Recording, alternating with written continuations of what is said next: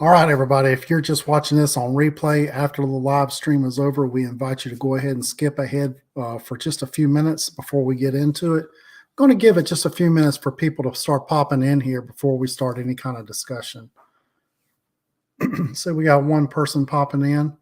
If you don't mind, as you pop in, go ahead and introduce yourself in chat. Let's see. I'd like to know who's tuning in to see the live stream.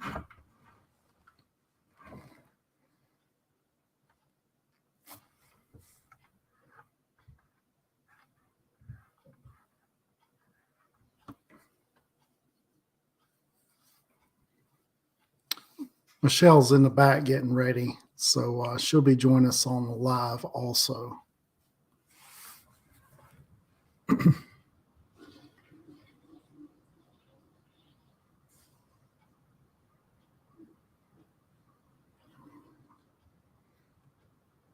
1 minute into the broadcast. We'll give it a few more minutes.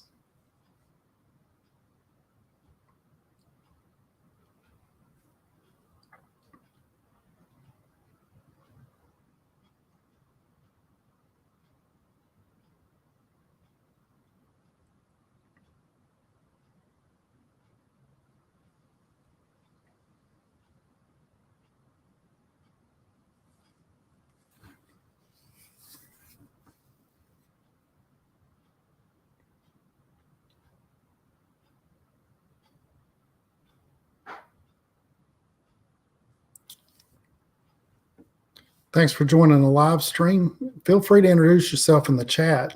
I'm waiting just a few more minutes for more people to pop in here. And also, Michelle's going to be joining us also, but she's in the back getting ready.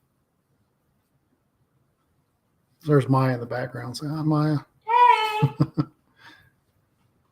Hey. Carolyn Smith. Hey, Carolyn, how are you doing? Good to have you here tonight. Hey, Miss Donna. Carolyn, how's your garden doing? There we go. We got a few people starting to pop in. Michelle making her little appearance in the back.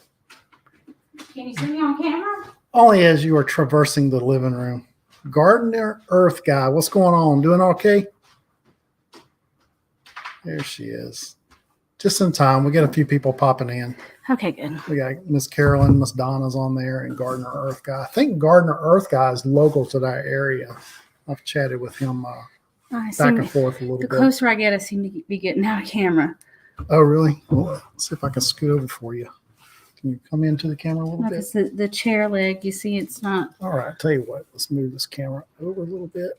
Just a smidgen. That's good. Is that better? Yep.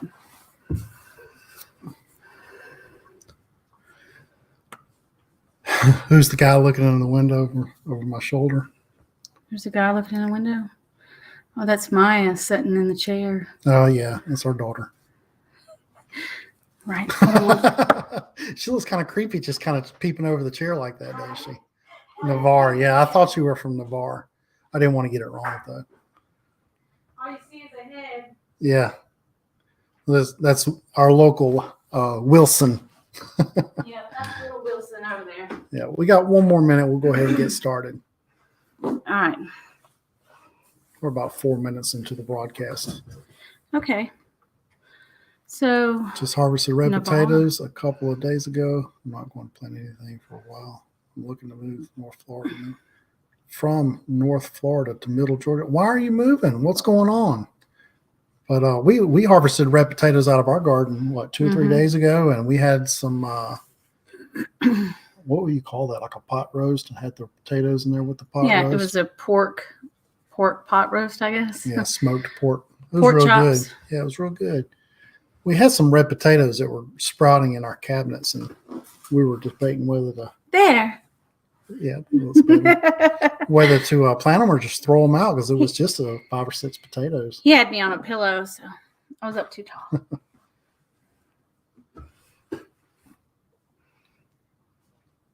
I appreciate it, man. Aw, so sweet. Yeah. Carolyn, you said you're not planting anything for a while. I know you're going to be moving, but I think this weekend we're going to try to plant another round because I have about 7 beds out there that have nothing in them right now. because we finished up all of our spring garden. And Mhm. they're ready for the summer vegetables, which will be another round of corn and black-eyed peas and pink-eyed purple hulls and butter beans and stuff like that. We just harvest our potatoes, and we just put up a little bit of green beans. Yeah, we got some purple fingerlings still in the ground. So we still have a whole bed of potatoes that'll be coming out probably another 2 weeks. Those will be finishing up, and then we'll be ready to move on with that bed also. About 2 or 3 weeks. 2 weeks ago, we planted sweet potatoes. They're starting to get runners on them. Mm-hmm. The corn is beautiful. Yeah, the corn's over my head now, so the corn's probably 7 foot tall out there. Doing okra and melons, blue popcorn, snake beans. Yeah, you know what? We're growing blue Ohio blue dent corn. We're going to grind it for flour this year and make some stuff out of it. Yeah, we have snake beans too. Well, we did the snake beans when we first moved here, and I really didn't like the flavor of them. Okay. A lot of people love them, so I'm not going to bash them. I thought that's what we were harvesting. But they were the really long beans. They're called yard long beans. Oh, okay. And I just didn't like the flavor of them. I didn't like how they were turning out. All right, guys. On to the topic of the night. Diesel fuel shortages. We just got back from a trip to Virginia. I went up there and we watched our daughter Paige graduate college with a master's degree in education. She's going to be a elementary school teacher. And on that trip up, we took a diesel truck that was a 3-liter diesel, and we pulled our little teardrop camper up there, so that way we don't have to pay for hotels and we don't have to look all over the place for hotels along the trip. Mm-hmm. We usually just pull over in a truck stop and just jump in the camper, get 8 hours of sleep, and then off the next day. On that trip, with diesel fuel prices being on average about $5.65 a gallon on average here and there, that little 800-mile trip up and 800 miles back was a $500 fuel trip. We kept wanting to stop at the Love station because Love's is a multi-purpose truck stop that offers restaurant, quick food, and you can go in there, microwave your food, and be off onto the road again. But Love's put out a statement just this week that they were experiencing fuel shortages, as in there's no fuel in some of their locations, and their locations was Georgia, North Carolina, South Carolina, Virginia, Georgia, and there were a few more, and I didn't get all the names, but Love's was definitely having a hard time keeping diesel fuel in their truck stops. That's really concerning because diesel fuel is the backbone of the world economy.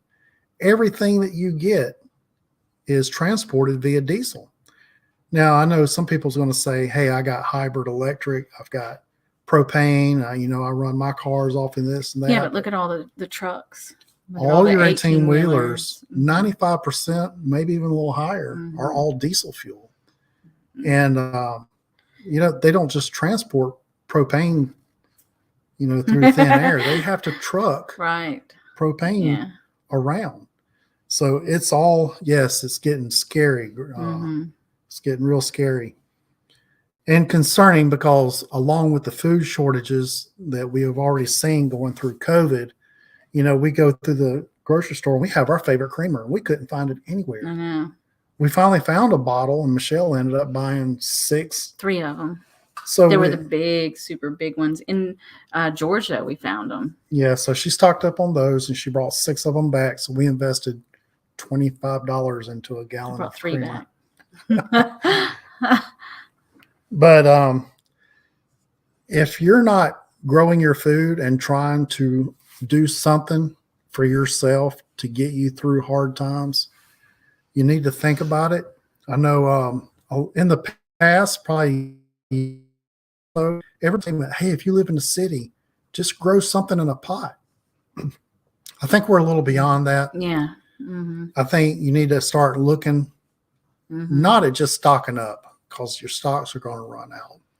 You can go out and you can buy up a grocery store full of dry kidney beans or you know, a Right. bag of rice and stuff like Mhm. that. And that'll get you through. You know, you could probably stock up enough for a year, maybe 2 years if you have the money to go and do that. Mhm. And we may be looking at buying like a bag of rice or something like that just to Mhm. keep on hand. We don't eat a lot of rice. We probably eat a little more of the little boxed seasoned rice. Is what we like to Right. cook with. Mhm. But one of the things, well, we got two major things that we always eat, and that is broccoli and green beans. Right. And we always want to try to grow enough to get us through from season to season. And I don't think that's been enough. I think we've got to expand. I think we've got to grow enough at one time to get us through for the entire year. We want to go into something like what we're facing with surplus and not enough to get us through to the next season. Last year, we grew some tomatoes with the intent that we're going to have some of the fresh to eat and a few to put up. We didn't put up any tomatoes last year. The worms, the army worms got to our, and the disease, and tomatoes just did not make for us That's last right. year. So this year we had to double up on the amount of plants that we put in the ground so that we would have enough tomatoes to start canning and doing stuff with. Mhm.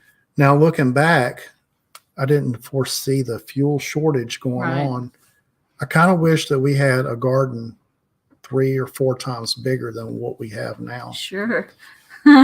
And we're looking really hard and talking really serious about expanding. No, we are expanding. Yeah. Mhm. We don't know where we're going to put the garden in a yard Yeah, we do. to the extent. Well, Michelle's wanting to expand our raised bed garden area Yeah. and expand it on out. And a greenhouse for the winter. Mhm. Yeah, we can definitely grow a broccoli in the greenhouse and get us through those hard freezes.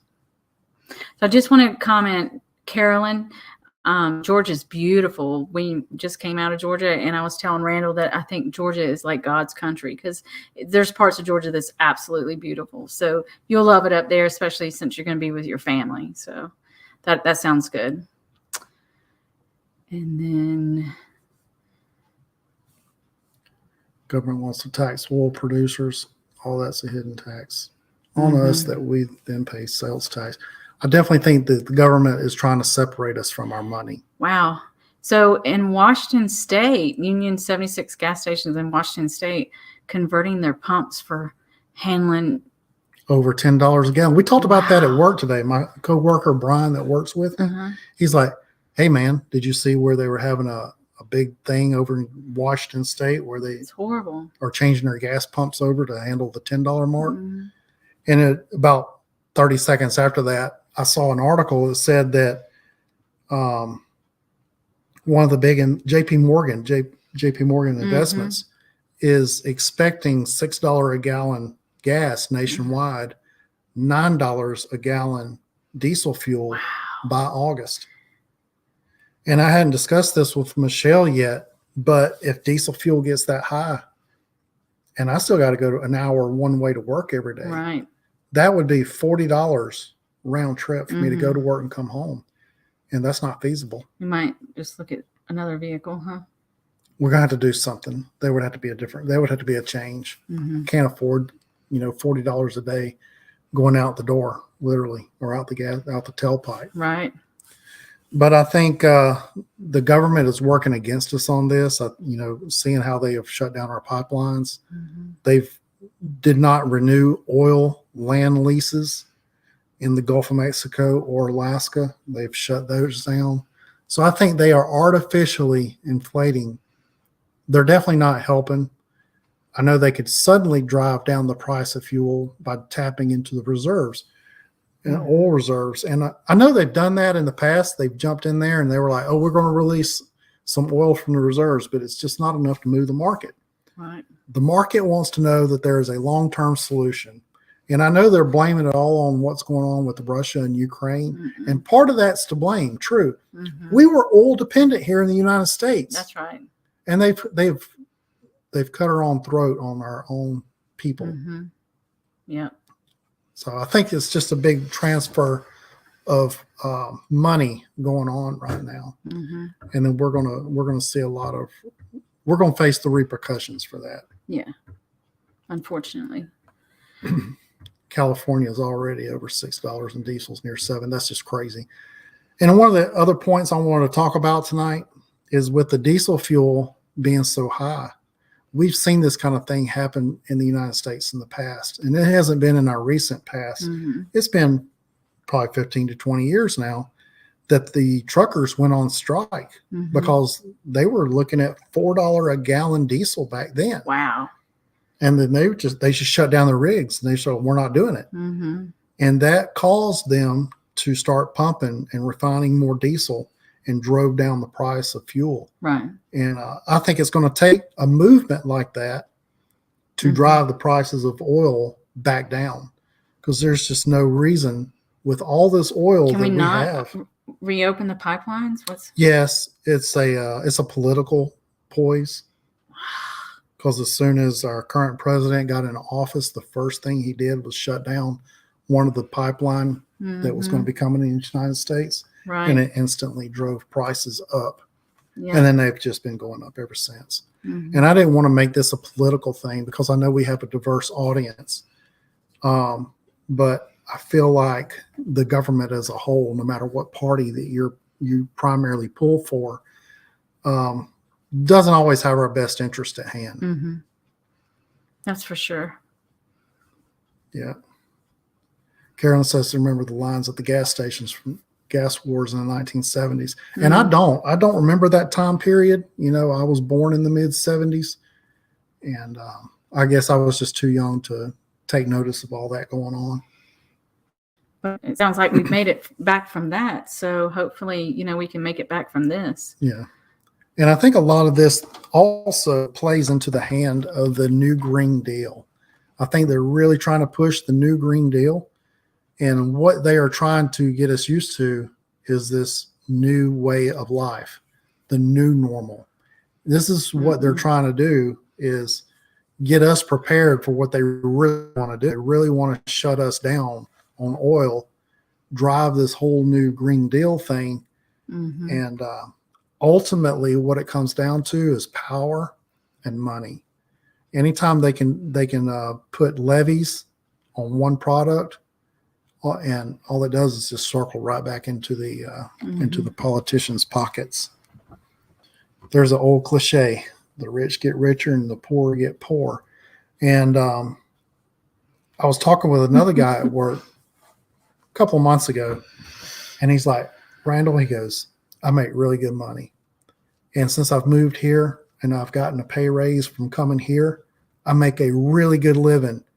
I don't own a house, and I drive 2 used cars, and I'm barely making ends meet from payday to payday.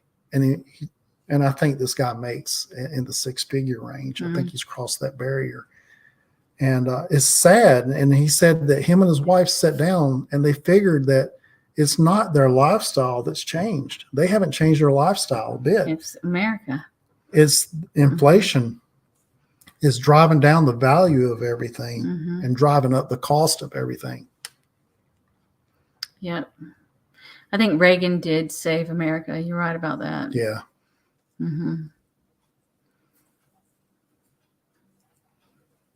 Yeah, Garden Earth guy, I believe you're right. I think there's an agenda on the left and there's a different agenda on the right, but the right agenda is not too far from the left agenda. It seems like the right wing agenda is now your new center from how I view things. I'm not a left wing. I like freedoms. I don't like to be told what to do.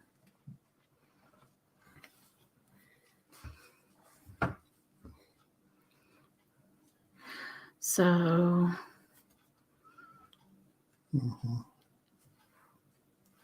what are some other topics that we can discuss on here? Well, along with the diesel fuel problem, we were looking at the baby formula problem and seeing how all my kids are now adults. And my last one graduates high school this year.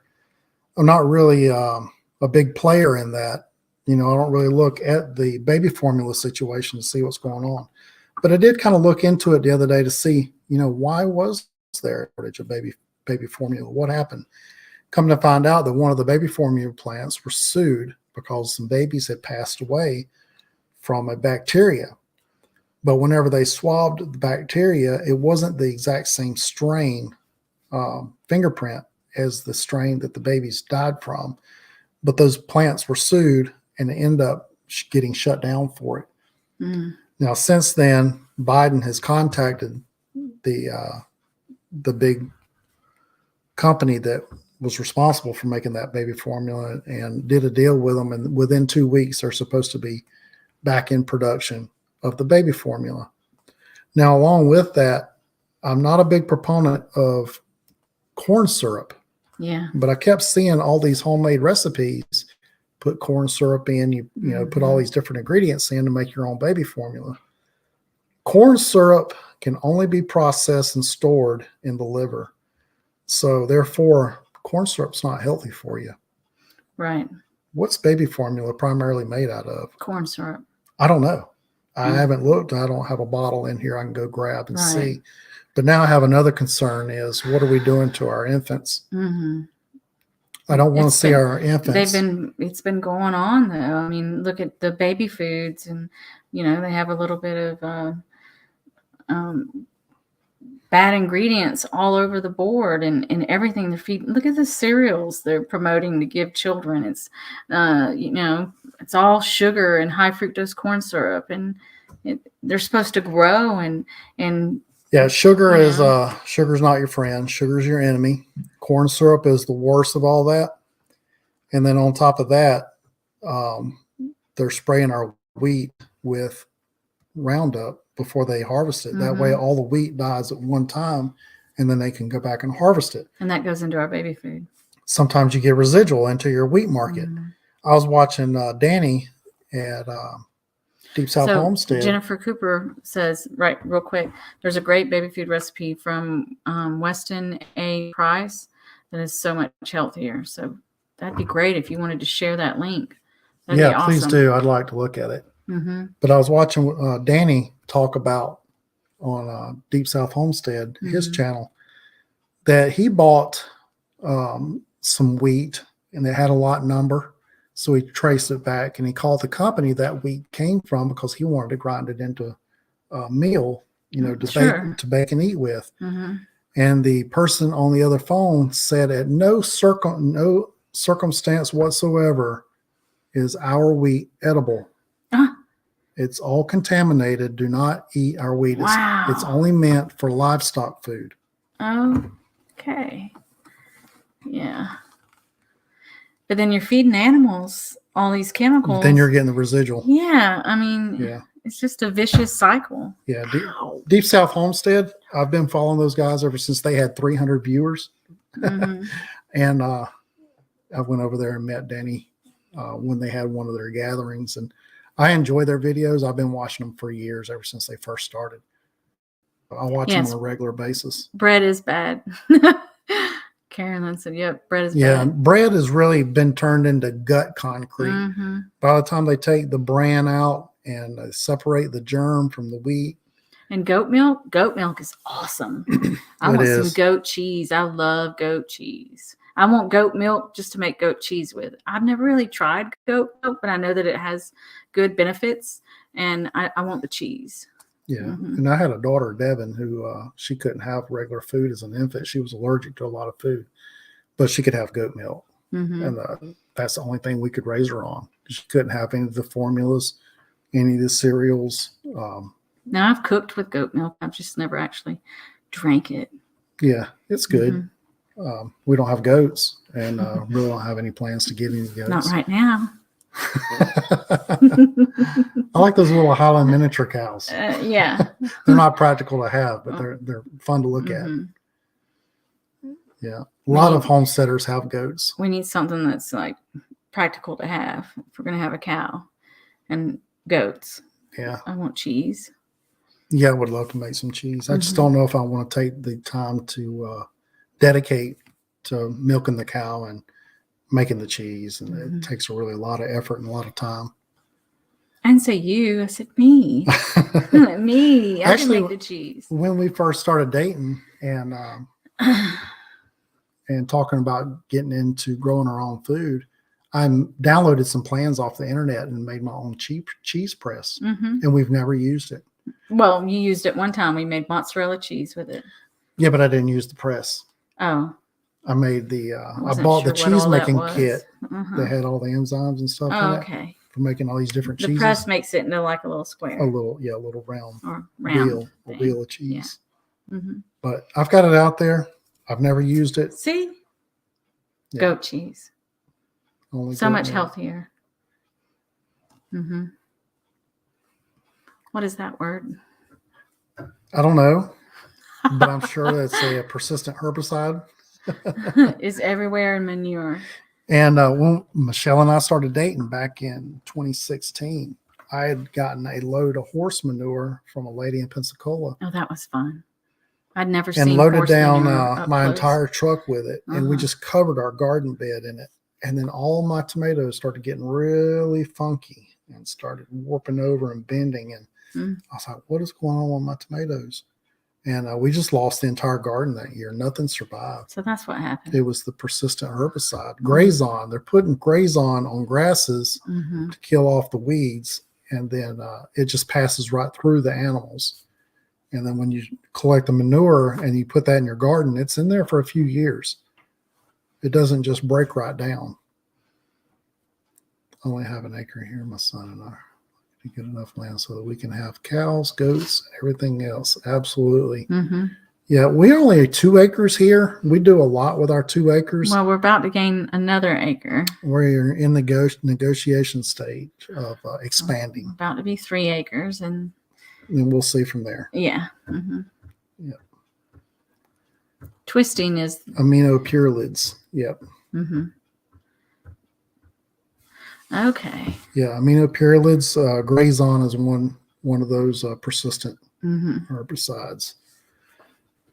But yeah, we're slowly growing. We need to change our introduction video, because we're gaining another acre, and we might gain at least 1 more, if not 2 more, and go from 2 acres to 5, which would be wonderful.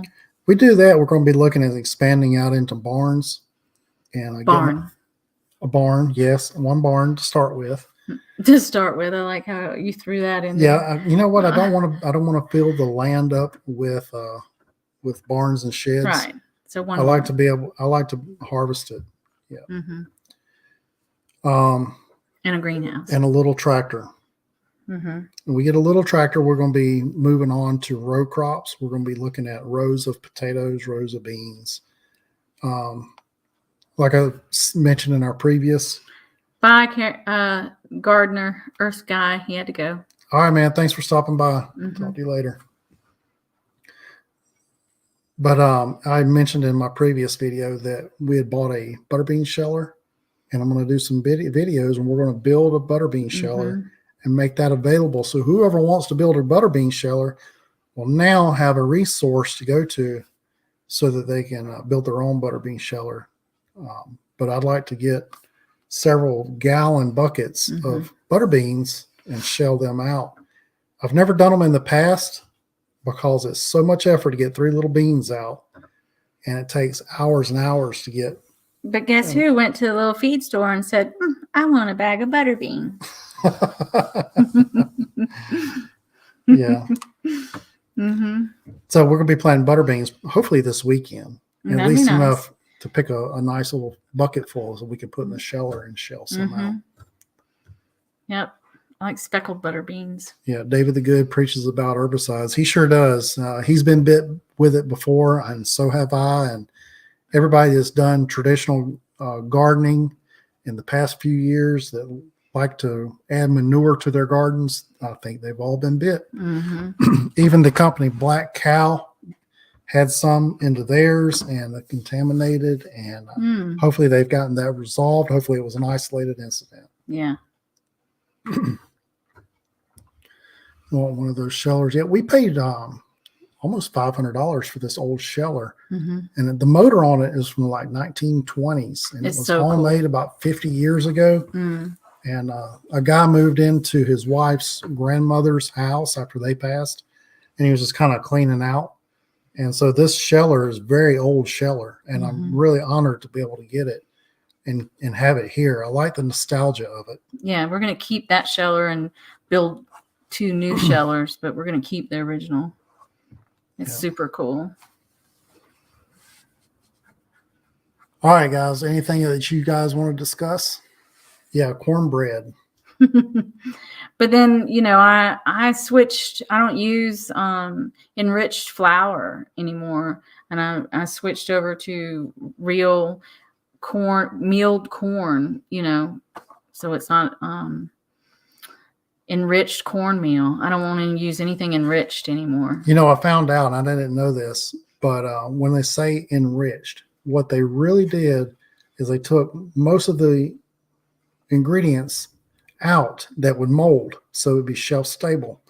Then they added stuff back to it, a few vitamins. So now they can say that it's enriched, when really it's not as good as the original product. Right. They took the good stuff out and they put bad stuff in, so it'll have a longer shelf life. And then put a few vitamins back in just to say that it's enriched. Yeah, it's not enriched. Yeah, it's actually worse off for you because it's enriched. It's better off if you can get a good source of corn or wheat and grind it as you need it. That's the best way. That's the way you're going to get most of your minerals into your body. Yep. And that's what we'll be doing. All right. Anything else we want to discuss? Well, you want to talk the gas shortage, and I think everybody should know by now. I don't know what the average cost is for a bag of feed, 22 layer where they are, but price of feed's definitely going up. Everything is went trucked. up $5 a bag. I mean, yeah, that's quite a jump. One of the things I did want to talk about is I talked to my cousin Lucas yesterday, and he's a farmer over in Jay, Florida, and he farms peanuts and he farms cotton. And I asked him, I was like, how is the fuel prices and fertilizer prices affecting you? He goes, the only thing that's hurting them right now is the price of farming has just went sky high. It's really went up. Well, my next question to him was, is that cost being passed on in the product, or are you having to eat the cost? He goes, no, the farmers are having to eat the cost. Yeah. So it's still bringing in, the peanuts are still bringing in the same amount. Cotton's still bringing in the same amount. Having to put a lot more out in fertilizer and fuel and Roundup. Also, he uses Roundup on his cotton, and it just went so sky high that it's really cutting into their profits. And I don't know how the farmers really make it anymore, because if they have a bad year and they put all that money out and they don't have the crop insurance, they can ruin a farmer real quick. Yeah. Dusty Goat says, "How? What we talking about?" We're talking about the fuel shortage that we're facing in America and some of the implications from it. And right now, we're kind of talking about how diesel fuel is affecting the farmers.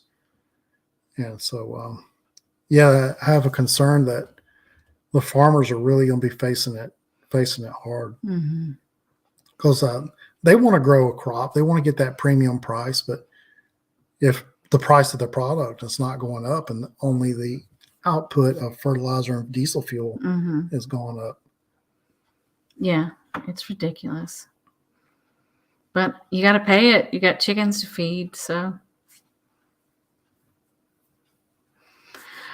All right, well. Inflation is how the government pays debt for a 10 cent on a dollar. Yeah, they could control the inflation a little bit if they would just stop printing the money. If they would stop giving away all of this bonus stuff, the relief checks, then we would be a lot better off. Yeah. We're not in Michael's favorite room. We're just off of Michael's favorite room.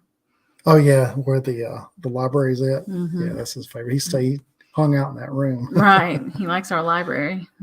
We're just right off the library. Over there where the computer was. Yeah. And Carolyn says start growing your own feed. Yeah.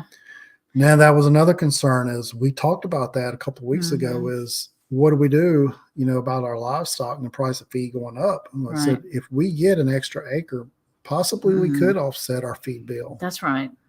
And I'm all right with that. But right now, with our situation we don't have a place to We don't grow have enough feed. property for that. But we're looking into that. That's true. They need to cut their government budget by 50%. Mm-hmm. Yep. All right. Is that it? Have we talked about everything? I think that's about it. Is there anything that y'all want us to talk about in particular that we haven't covered? If so, speak now or forever hold your peace. Well, I enjoyed hanging out. I appreciate everybody that's come here and watched us for tonight and participate with us in the live stream. Right. And we're going to try to do more live streams and do these kind of things way more often than when we have in the past. I'm starting to use this StreamYard, and it's a lot easier than I thought it was going to be. And I like it. I like doing the live streams and talking to you guys and getting to know the audience. Mm-hmm. Yep. I love how we can interact with everybody right here and see what you're seeds so I can grow feed. Mm-hmm. Well, good, Carolyn. Maybe you can get into an area and you can be a lot more self-sufficient like you want to be. Yeah. All right, guys. We thank you for watching, and we're going to go ahead and wrap it up now. Mm-hmm. All right. Thank you. Talk to you later.